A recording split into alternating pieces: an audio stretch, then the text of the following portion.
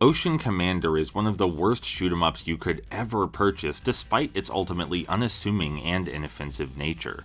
Everything about it functions. It has unique assets, an original soundtrack, tons of enemy types, and I didn't encounter any bugs to speak of.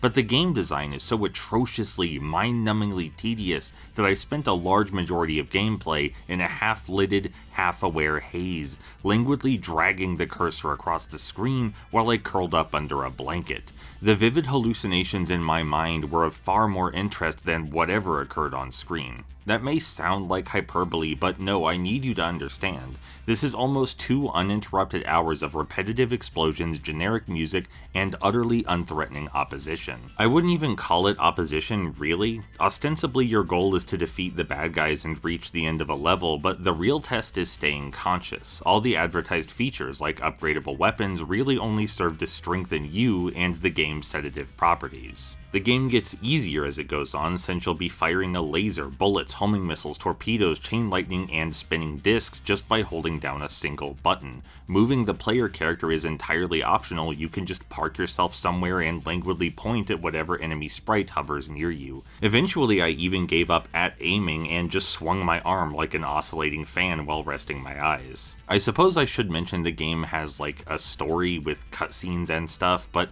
it's almost incomprehensible, referencing a bunch of plot elements you have no context for. You'll briefly read about the Chaos Empire, Earth Federation, Crimson Star, and some villain named Mr. Shark, but you never learn about any of those things, and the game goes out on a cliffhanger. You might have guessed, there is no sequel. Though the developer did manage to port the game to 4 separate consoles, so really, isn't that close enough?